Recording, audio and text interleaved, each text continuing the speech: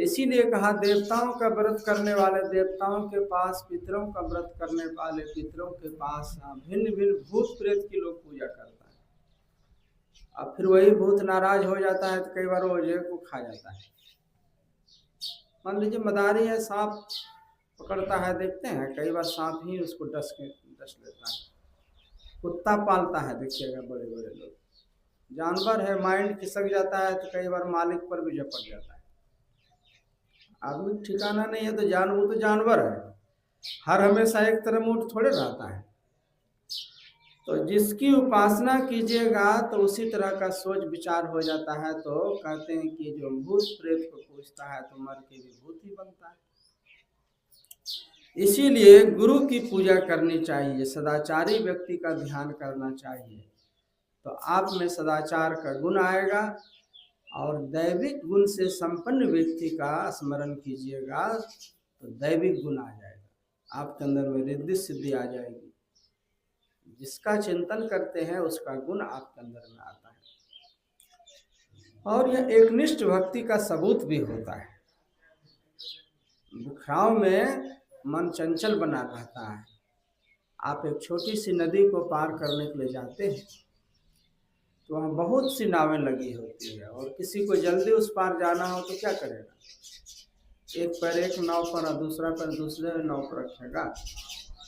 एक ही मालिक, एक ही मल्लाह, एक ही नाविक और एक ही नाव पर विश्वास के साथ बैठेगा तो देर से देर पार कर देगा। जल्दीबाजी में दो नाव पर पैर रखेगा तो निश्चित ही डूबेगा। या बारिश हो रही है, घर में बहुत से छाते रखे हुए, आप कहिएगा एगो छाता क्या, 2-3 गो छाता लेके जाते हैं तो भीग जाइएगा ना। एक छाता अगर टूटी फूटी भी हो तो आड़ा तिरछा करके आप बच सकते हैं, 2-3 गो जोड़ दीजिएगा तो और कोई बचने का उम्मीद नहीं। तो एकनिष्ठ भक्ति होनी चाहिए। इसीलिए कहा गया है साधो सुमिरन भजन करो, मनमह दुविधा आनौ नाही, सहजे ध्यान करो। साधो सुमिरन भजन करो, दुविधा को छोड़ करके एकनिष्ठ होकर के गुरु की भक्ति कीजिए, तब आपका उद्धार होगा। तो गुरु महाराज के वचन में आया कि गुरु हरि चरण में प्रीति हो, युग काल क्या करे, कछुई की दृष्टि हो, जंजाल क्या करे। संसार में रहते हुए आप किसी भी काम को करते हुए चलते फिरते भी जप कर सकते हैं। आप खेतों में काम कर रहे हैं, अभी एक माई कह रही थी, देखिए ना सरसों का जो पौधा है ना उसको उबाड़ने के लिए जाना था, तैयारी का सीजन, लेकिन बाबा आ गए हैं तो अब आज भर सत्संग सुन लेते हैं। लेकिन ज्ञान कहता है कि ठीक है सत्संग के नाम पर रुके हैं, लेकिन जब सरसों कबाड़ने जाइए खेतों में तो वहां भी जप कीजिए आप, मन ही मन। कौन किसको याद कर रहा है कौन जानता है, जिसको जिससे प्रेम होता है उसी को याद करता है। तो आप चलते फिरते अगर बैठ करके ज़्यादा देर ध्यान करने का समय नहीं मिल पाता है, पारिवारिक आदमी है, तो चलते फिरते आप जप कर सकते हैं और बीच में गुरु महाराज का स्मरण भी कर सकते हैं। यहाँ सूरत का खेल है, जैसे कि देखिए अभी यहाँ मन से सुन रहे हैं, एगो होता है ख्याल जिसको चित्त भी कहा जाता है, उसी को सूरत भी कहा जाता है। हो सकता है किसी को दूसरे काम में लगा, जैसे सूर्यदेव जी सोचते होंगे 8:15 बज गया और सुने कि जॉब पर जाए, पक्का 8:14 हो गया, तो टाइम हो गया है तो अब ब्रेकफास्ट करके समय पर, क्योंकि जॉब करना भी जरूरी है। और बाद में मोबाइल में देख लीजिएगा जो प्रवचन कर रहे हैं ना आपके इलाके में, यूट्यूब में कभी फुर्सत मिलेगा तो देख लीजिएगा, सब रिकॉर्डिंग हो रहा है और सब अपलोड किया जाएगा। तो उसी को कहा जाता है कि न जग भूलो, न जग छोड़ो, न हरि को भूलो, जिंदगानी में रहो संसार में ऐसे जैसे कमल रहता है पानी। कमल की जो जिंदगी है वो जल ही है, जल से ही जीवन मिलता है, जल ही उसका घर है, जल से ही बड़ा होता है। लेकिन कभी भी जल में वो डूब के नहीं रहता है, पानी से ऊपर रहता है। तो नाव अगर पानी के ऊपर में है तो ठीक है, लेकिन नाव के अंदर में पानी नहीं होना चाहिए। संसार में आप हैं, कोई दिक्कत नहीं, संसारिकता नहीं होनी चाहिए। अनासक्त भाव से, निष्काम भाव से परमात्मा की ड्यूटी समझ करके सबका प्रतिपाल कीजिए, और देखिए आपके ऊपर में कोई कर्म का लेस नहीं लगेगा, आपके ऊपर कोई कर्म का लेस नहीं लगेगा। अनासक्त होकर रहिएगा तब। जैसे खीरा हम लोग खाते हैं ना, गर्मियों में सलाद बनता है। एक आदमी कह रहा था खीरा में बहुत विटामिन रहता है। हम करते हैं, विटामिन तो जो रहता है तो है ही है, और उसमें वो गुण भी है बहुत ज़्यादा। खीरा जो है बाहर से ज्वाइंट दिखता है, बाकी अंदर से वो कई भाग में विभक्त रहता है। तो संसार में आप ऐसे रहिए कि बाहर से सबसे मिलिए जुलिए, परमात्मा का रूप समझ करके व्यवहार कीजिए, और दिल में यह मान के चलिए कि यह जीवन एक यात्रा है, यह मंजिल नहीं है, और हम यहाँ कुछ आध्यात्मिक कमाई कमाने के लिए आए हुए हैं। मनुष्य शरीर मिला है और हमको समय आने पर इस दुनिया से जाना है।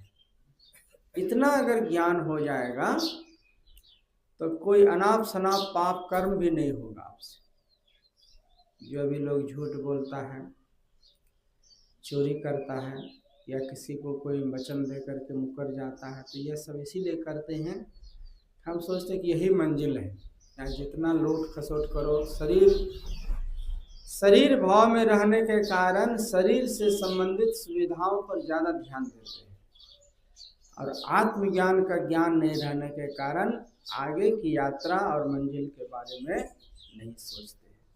तो गुरु महाराज कहते हैं कि सीखो और संसार में ऐसे रहो जैसे गुरु हरि चरण में प्रीति हो, युग काल क्या करे कछुए की तरह संसार में। जगनाश का विश्वास हो फिर आस क्या करे। संसार और शरीर की नश्वरता का ज्ञान होना चाहिए। लेकिन ये हैरानी की बात है, हर आदमी जानता है कि बच्चे जन्म लेते हैं, बड़े होते हैं, हमारे सामने में बड़े बुजुर्गों की अर्थियाँ निकलती है, लेकिन जो बचे खुचे लोग होते हैं वो सोचता है कि हम अर्थी में बैठने के लिए थोड़े आए हुए हैं, हम तो खाली सबको पहुंचाने के लिए आए हुए हैं, और वहाँ जाके पूरी जलेबी खाने के लिए आए हुए हैं। यही लोगों के दिमाग में आ जाता है। कोई मरता है, कोई हमारे समाज में कोई घर का सदस्य, समाज का सदस्य गुजर जाता है, तो हम लोग क्या चर्चा करते, कैसे मर गया जी, क्या बात हुई थी, कोई बीमारी था कि दुर्घटना हुई कि सुसाइड कर लिया, यही सब छानबीन करते हैं ना, मरा तो कैसे मरा। लेकिन ये असली क्वेश्चन नहीं है सवाल कि कैसे मरा। मरने का तो कोई न कोई विधि हर आदमी का लिखा हुआ है, कैसे मरा ये असली सवाल नहीं है। असली सवाल है कि वो मर गया तो मुझे भी मरना है। लेकिन असली मुद्दे पर बात नहीं करता है, कैसे मरा खाली सुन लिया, ओ ऐसे मरा, अच्छा अब मुझे भी मरना है। देखिए रास्ते वही होते हैं, लेकिन चलने के मुसाफिर का ढंग अलग अलग होता है। कभी आप स्वस्थ होते हैं, कोई काम का टेंशन नहीं रहता है, तो हाथ में छड़ी लेकर के बढ़िया सूट बूट पहन के चहलकदमी करते हुए टहलने के लिए निकलते हैं। क्या कहता है उसको, मॉर्निंग वॉक करने के लिए निकलते हैं। अब बड़े बड़े शहर में जो कुत्ता सब जो पालता है, डॉग सब, तो कहता है कि कुत्ते को टहलाने के लिए जा रहे हैं। तो कुत्ता को टहलाने नहीं जा रहा है, कुत्ते उसको टहलाने के लिए जा रहा है। उसी बहाना से जो है ना, उसका भी मॉर्निंग वॉक हो रहा है। तो चहलकदमी करते हुए जाते हैं, और जब जरूरी काम होता है तो कोई साइकिल उठा लेते हैं, जल्दी साग सब्जी लाना है, घर में बाबा आ गए, भोजन बनने में देरी हो रही है, चलो चलो जल्दी से साइकिल से लेकर के आते। उससे भी जरूरी काम होता है तो हम बाइक लेकर के जाते हैं। दूर जाना है, फतेहपुर जाना है, डुमरी चट्टी जाना है, और उससे भी अति आवश्यक काम हो जाता है तो फिर कार भी रिजर्व करते हैं, या जिसको घर में है बैठ के जाते हैं। दूल्हा दुल्हन है, शादी होती है लड़का लड़की की, तो कैसा भी गरीब घर में भी हो तो एक बार कार में बैठ के जाता है रिजर्व करके, या कोई बीमार पड़ जाता है तो कार में बैठ के जाता है। तो मुसाफिर के चलने का ढंग निराला होता है, बाकी रास्ते वही होते हैं, कभी पैदल जाते हैं, कभी साइकिल से जाते हैं, कभी बाइक से जाते हैं, कभी कार में बैठ के जाते हैं। और याद रखिएगा रास्ते वही होते हैं, कभी 4 आदमी के सहारे कंधे पर बैठ करके, अर्थी पर बैठ करके हम उसी रास्ते से गुजर जाते हैं। और रास्ता रोज हम लोग प्रतिदिन देख रहे हैं, ऐसा नहीं सोचिएगा कि मरने के बाद हमारे लिए अलग गली और अलग मोहल्ला अलग रास्ता बन जाएगा, स्पेशल मर के जब मरेंगे ना तो हमारे लिए अलग रोड बन जाएगा, जाने के लिए अलग रोड बनेगा। जो रोड रोज देख रहे हैं, जिस पे रोज जा रहे हैं आ रहे हैं, उसी में से निकलिएगा। लेकिन अभी कोई जा रहा है तो उससे शिक्षा ले सकते हैं। जिस दिन आप वहाँ चढ़ जाइएगा अर्थी पर तो कोई शिक्षा लेने का टाइम नहीं बचेगा। तो जीवन जितना कीमती है उतना क्षणभंगुर भी है। हैरानी की बात है कि इसी शरीर से लोग राजा महाराजा बन जाते हैं, सेठ साहूकार बन जाते हैं, संत महात्मा बन जाते हैं, और उसी 24 घंटे के अंदर ही बन जाता है प्रयास करके। ऐसा न समझिएगा कोई राजा है तो उसको 25 घंटा भगवान ने दिया है बड़ा काम करने के लिए, देश चलाना है, या कोई साधु संत को ध्यान करना है तो उसको 26 घंटा दिया तब वो आत्मज्ञान को प्राप्त हुआ। सो सब बात नहीं है। 24 घंटे सबको दिन टाइम है बंधा हुआ है, और 365 दिन सबको बंधा हुआ है। उसी में वो नहाता भी है, उसी में विश्राम भी करता है, उसी में दैनिक दिनचर्या भी करता है, उसी में वो धन भी कमा लेता है, उसी में पढ़ाई भी कर लेता है, उसी में राजपाट भी चला लेता है, उसी में ध्यान भी कर लेता है, उसी में समाधि भी हासिल कर लेता है। उतने समय में वो किताब भी लिख लेता है, बड़ी बड़ी रचनाएं कर देता है, और वही 24 घंटा 365 दिन हम लोग भी जी रहे हैं। इसीलिए संत महापुरुष कहते हैं कि जीवन जितना कीमती है उतना क्षणभंगुर है, या बर्फ की तरह है। गर्मी के मौसम में आप बर्फ का ढेला ले आइए और उसको सदुपयोग में नहीं लाइए तो पिघल के समाप्त हो जाएगा। हम आपको मनुष्य शरीर मिला हुआ है, इसको सत्कर्म में नहीं लगाइएगा तो यूं ही चला जाना है। यहाँ रुकता नहीं है, ना यहाँ सुख रुकता है, न दुख रुकता है, न कोई किसी के इंतजार में रुकता है। यह जीवन चलने का नाम है। एक राजा ने पूछा था मंत्री से कि कोई ऐसा वर्ड बताओ जो सब घड़ी काम आए, मुसीबत में भी सुख की घड़ी में भी काम आए। तो उन्होंने खोज के लिखा था कि यह भी दिन चला जाएगा। अगर दुख का दिन है तो यह भी दिन चला जाएगा, और सुख का दिन है तो ये भी सब दिन अस्थायी नहीं रहता। दिन चलना है, दिन कटना है, दिन बीतना है। तो शरीर और संसार की नश्वरता का ज्ञान होना चाहिए। गुरु महाराज कहते हैं जगन्नाथ का विश्वास हो फिर आस क्या करे। तो यात्रा है तो यात्रा में यात्री बन करके चलिए। आप अस्थायी घर बना करके चाहिएगा कि हम सब दिन के लिए यहाँ रहें तो संभव नहीं है। और वैराग्य युक्त अभ्यास और निराश क्या करे, इस ज्ञान को समझ लेना ही वैराग्य है। हम संसार में सदा के लिए नहीं आए हैं और यहाँ हमको अच्छे कामों को करके जाना है। अच्छे कामों में सबसे सार्थक काम यह सत्संग होता है।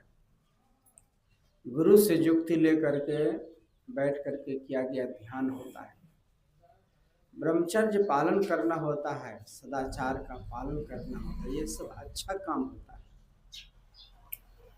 और जब हम अच्छे काम करते हैं तो बुरे कामों से बचे रहते हैं। इसमें एक साथ 2 फायदे होते हैं। जैसे अभी सत्संग हो रहा है तो इतना देर हम और सब कामों से बचे हुए हैं, और सत्संग नहीं होता, अपने अपने घरों में होते तो कोई दूसरा किस्म का काम कर रहे होते। तो एक साथ 2 फायदे होते हैं। तो वैराग युक्त अभ्यास और निराश क्या करे। जो कहता है कि साधना में अनुभूति नहीं होती है, ध्यान में मन नहीं लगता है, आप जितनी देर आसनी में बैठते हैं, जैसे मान लीजिए 4 फीट की आसनी है, बड़ी बड़ी आसनी है, बाबा के मंच पर बैठते हैं, 2 फीट 3 फीट की आसनी है, तो इतने दूर पर मन रहना चाहिए। और जिस टाइम में बैठ गए तो उस टाइम में वैराग रहना चाहिए आपको। वैराग मतलब है कि संसार की चिंताओं से छूटना ही वैराग है। राग मतलब हुआ किसी चीज का चिंतन करना, राग है। तो जब आपने स्नान कर लिया, जब आपने आसनी बिछा ली, जब आपने गुरु का मंत्र जपना स्टार्ट कर दिया, तो घर का काम तो वैसे छूट रहा है। आप 10 मिनट बैठिए तो छूटेगा, आधा घंटा बैठिए तो छूटेगा।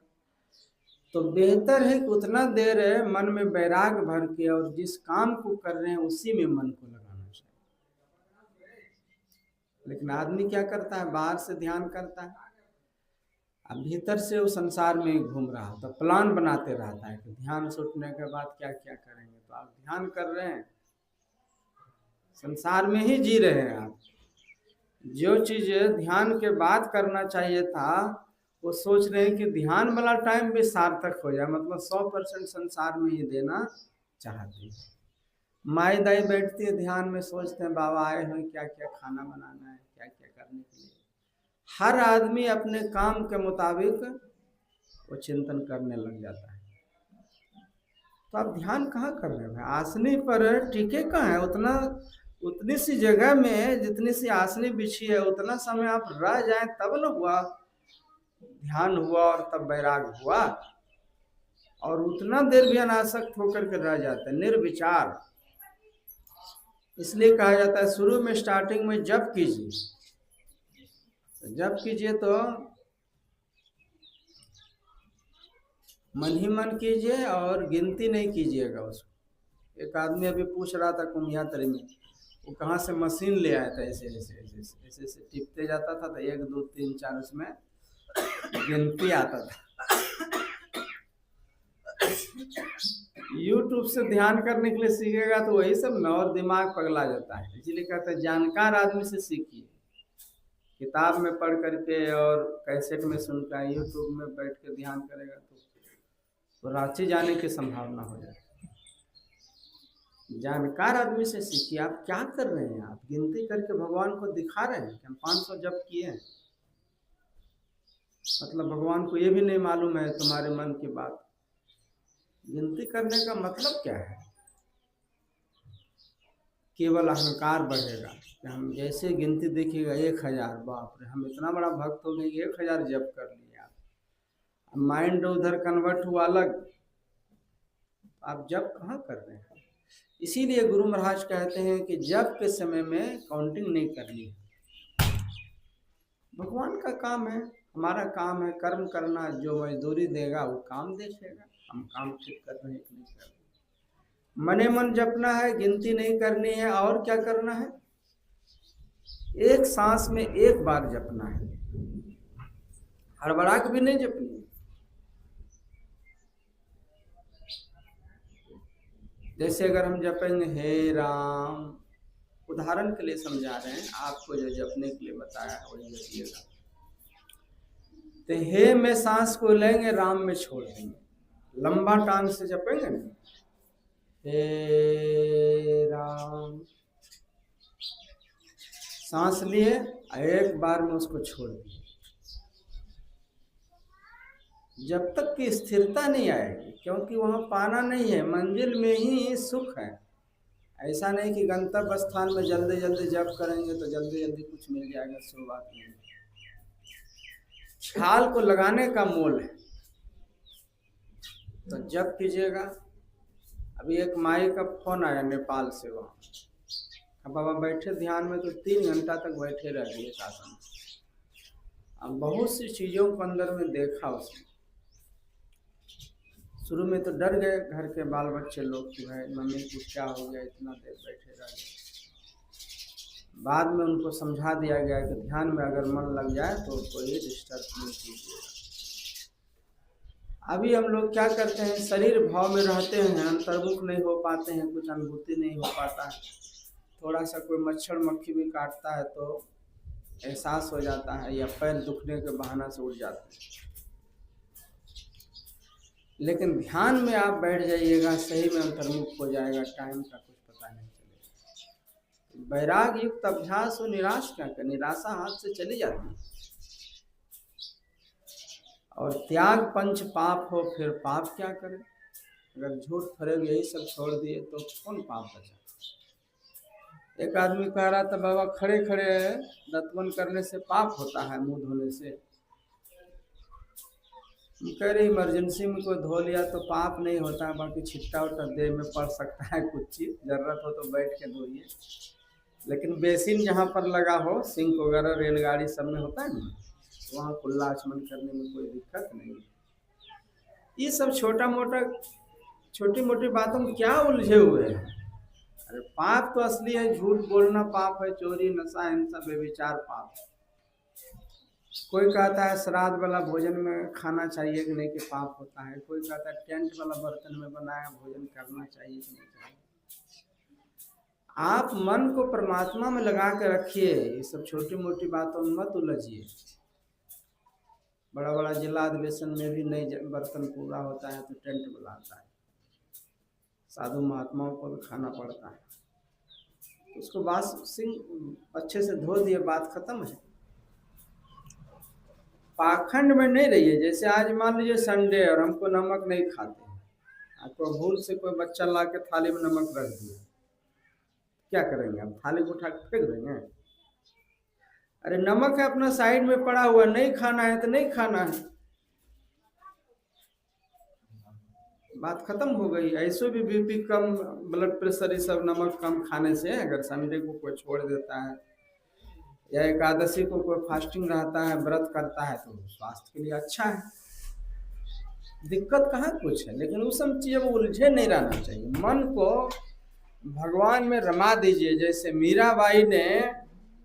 मीराबाई को क्या कहा गया, उनके जो देवर थे राणा सांगा, तो बहुत तकलीफ दिया करते थे, ये सोच करके कि हम लोगों के राज घराने की बेटियां साधु संगत में क्यों घूमेंगी, कुल का कलंक है, यह सोच करके कि कहीं मर जाए, रास्ते से हट जाए तो सो अच्छा है। तो क्या कहा, पहले तो सांप का पिटारा भेजा गया, यह कहते कि कृष्ण की पूजा करती हो। कहा कई सुंदर ताजा फूलों के हार भेज रहे हैं, भगवान को अर्पण कर देना। तो कहा ठीक है लाइए। आप भी कृष्ण, भेजने वाला भी कृष्ण है, जो निकलेगा इसमें वो भी कृष्ण ही निकलेगा, कृष्ण के अलावा कुछ नहीं है। आपने फूलों की हार कहा है, जब आप में भगवान है तो आपका बोला हुआ वचन थोड़ी झूठ होगा। फूलों की हार आप बोल रहे हैं तो फूलों की हार ही निकलेगा। पिटारी को खोला गया तो फूल की हार हो गई। बैंकर बेजदर सांप भर के भेज दिया। जब देखा तो फिर भी यकीन नहीं हुआ। लोग आंख से इतने अंधे होते हैं, ज्ञान की दृष्टि नहीं खुल पाती है। इतना जन्म जन्म का संस्कार काई जुड़ी हुई होती है, इतना चमत्कार होने के बाद भी ज्ञान की दृष्टि नहीं खुल पाती।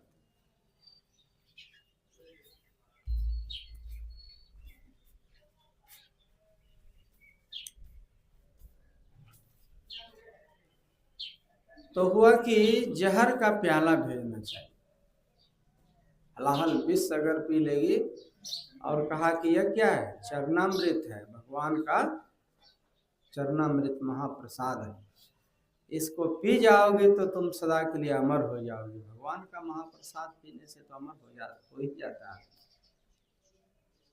तो फिर कहा कि लाइए, भगवान का ध्यान किया और वही बात दोहराई गई कि जो जिसने भेजा है वो भी भगवान रूप, जो आप दे रहे हैं आप भी भगवान, जो चीज़ है इसमें निकलेगी वो भगवान के अलावा कुछ नहीं होगा, और आप बोल रहे हैं तो चरणामृत ही होगा।